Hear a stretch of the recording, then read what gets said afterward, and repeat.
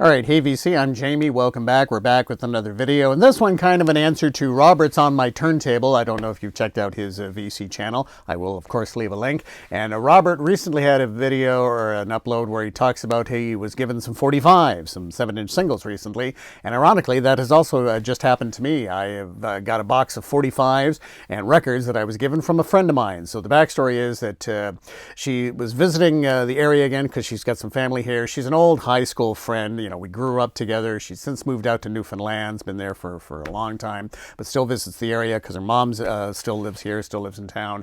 And she was mentioning the other day that, you know, my mom's looking to get rid of, you know, some albums and some 45s. Would you be interested? And I'm not going to say no. So, you know, and then they were free. So, you know, she dropped off the box. Now, inside the box, there was definitely some albums and some 45s, not exactly in my wheelhouse, shall we say. Her mom's 80 years of age. And I think these were albums or 45s and music that she's collected over her years. And then she got also through family. So there's some interesting things in there. And some typical things and some interesting things in there. Especially there were some really interesting albums as well. So I won't obviously show you everything, but I'll show you the stuff that kind of piqued my interest or whatever. In terms of the singles, the 45s, wow. The Beatles, Hello, Goodbye, backed with I Am the Walrus on the Capital Swirl label. So I was really happy to pick that up. That was a really, really nice find in that. Now, a lot of the 45s, I've listened to many of them. Some of these don't have any sleeves. Many of them are in the wrong kind of sleeves or not the proper label corresponding sleeves, so you'll have to bear with me on that.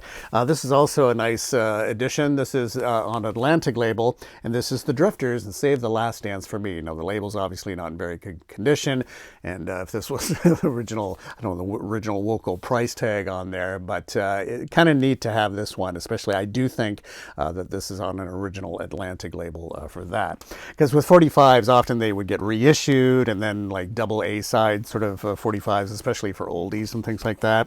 And typically we've got Bette Midler, The Rose on Atlantic, but then we've also got The Police, Spirits in the Material World on A&M, interesting.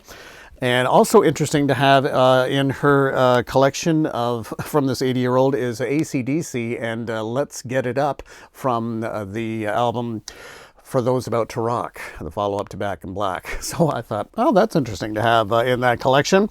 Here is a rare one. This is a promo copy of The Clash, and this is Groovy Times is the B-side, and Gates of the West is the A-side.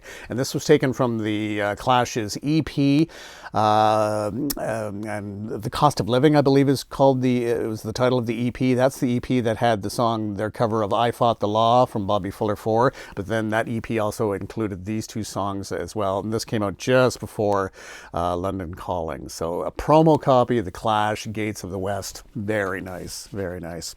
Okay, a comedy record. This is Dickie Goodman and Mr. Jaws. This is an example of 70s comedy. This is taking advantage of the Jaws movie, of course, so big at the time, where you'd have it, somebody would ask a question, sort of like in a news report, like they're interviewing the shark or interviewing the sheriff, that sort of thing. You'd ask a question, and then the answer would be a snippet from a song, like, you know, what interviewing the shark, what do people taste like, how sweet it is, or something like that. This was considered comedy, and so we've got Dickie Goodman and Mr. Jaws. So it's question, and then as response is a clip from a song, basically. On the Chrysalis label, we've got the single version of Hot Child in the City from Nick Gilder, and it's just over 3 minutes, and I'm always so used to listening to the LP version of the song where it ends, Hot Child in the City. That's how the single ends, and then the LP comes back in with the barrel, and then, you know, that sort of thing. But yeah, single version of that one there. Don't know if I explained that very well. Summer Nights, and John Travolta and Olivia Newton-John from the Grease soundtrack. And for some reason, this is on an Apple sleeve. I don't know why, but this is the Jay Giles Band from the album Love Stinks and the single Come Back. We've also got Air Supply on the Wizard label with the song All Out of Love. Also, we've got, of course, more comedy with Randy Newman and Short People. On EMI America, we've got Robert John and Sad Eyes. And now we're going to be kind of on a ballady theme here. We've got Henry Gross and Shannon on Life Song label. And continuing on Warner Brothers, we've got Rod Stewart and You're in My Heart. And then a single I was not familiar with from the 1910 Fruit Gum Company. And this is a song called May I Take a Giant Step into Your Heart, backed with Poor Old Mr. Jensen, but on, of course, the incredible Buddha Records label. Okay, also featured, as I say, many of these don't have any sleeves or anything. Samantha sang, and this is, of course, the track Emotion, co-written by Barry Gibb and Robin Gibb, and produced by Barry Gibb. Some Canadian ballad stuff. How about Stonebolt? And this is the song I Will Still Love You on the Parachute label. Okay, we've also got Alice Cooper and How You Gonna See Me Now? Remembering when Alice Cooper had all those ballads out in the late 70s and taken from the album From the Inside. Again, this is not the proper sleeve for that. We stepped things up a little bit with Heart and Barracuda. This is an interesting find in this. This is the Canadian band Flood, F-L-U-D-D, a band I really enjoyed. Greg Godovitz was in this band, and then he went off to form Gatto. They were really a Beatles-influenced kind of band, and this is their song Get Up, Get Out, and Move On. Nice track. Okay, how about Jim Reeves and He'll Have to Go, and this in the RCA Victor proper sleeve there on that one.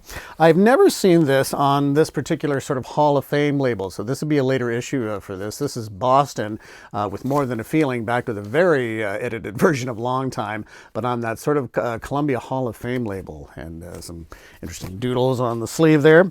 Okay, carrying on, we've got Blue Oyster Cult also in this with ETI and Extraterrestrial Intelligence, backed with their cover of We Gotta Get Out of This Place.